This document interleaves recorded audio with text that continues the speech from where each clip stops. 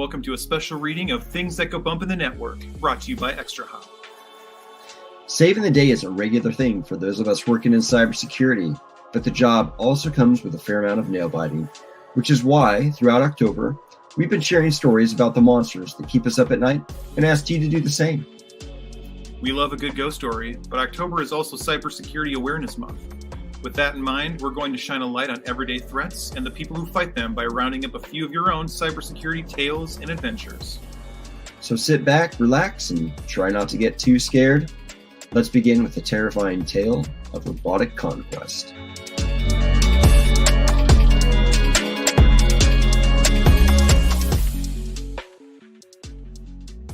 Airplanes seem like magic. A giant metal bird launching itself off the ground with powerful jets.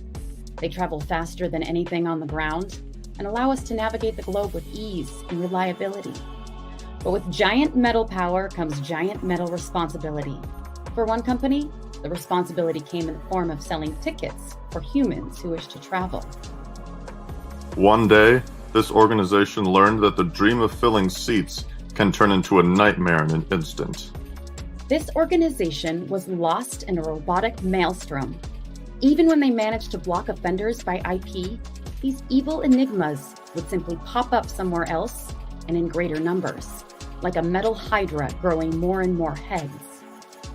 The company sought help from Extra Hop, who holds one of the most powerful metal detectors in the world, Reveal X. At first, they started by manually identifying unwanted people from their search, but the robots were swift and evasive. The ticketing site regrouped and transformed Reveal X into a bigger, bot-annihilating weapon. They automated their hunt by integrating Reveal X into the organization's load balancer. Once inside, Reveal X was able to see everything in real time and could simply dump inbound requests from any bot. Humans prevailed. The robotic takeover was halted at last. Terror at 30,000 feet indeed. Now let's move on to a story of malicious malware in the system.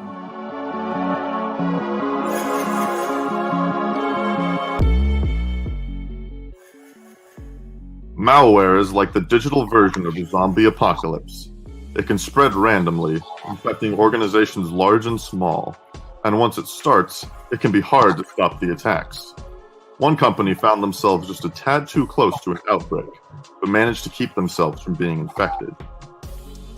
At one point last year, quite a few companies in an industry we serve were hit with the malware and ransomware attacks. Some of the biggest companies in the industry were effectively shut down for a few days. Most of the companies compromised were not our customers, but some were. Our customers that were hit were only using our SaaS products, and our services were not impacted. For a few weeks, we were on high alert, and things were tense. Tense indeed. What a scary situation. Now let's move from digital zombies to virtual vampires.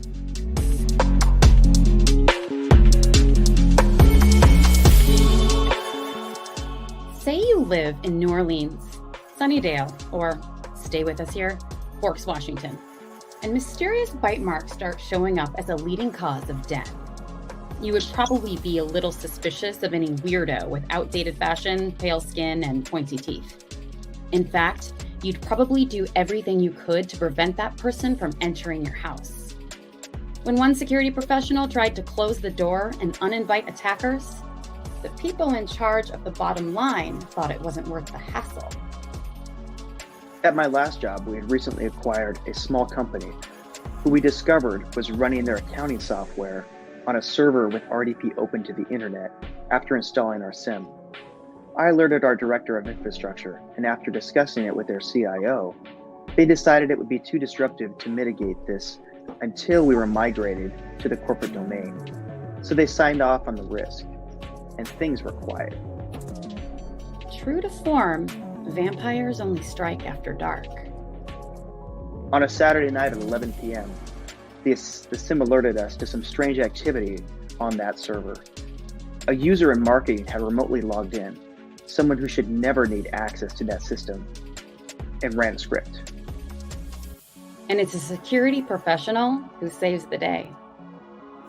Since it was an acquisition, I had no admin access. So I called one of my overseas coworkers, and he was able to remote in and shut the server down. It was later determined that the ingress was from a data center in Germany with a set of phished credentials. Thankfully, because I caught it quickly, the first actions were only automated, and the malicious actor was unable to do any damage or exfiltrate any data. Caught just in time. Thank you for that story. Now we're moving on from one spooky monster to another, and this one's a real doozy.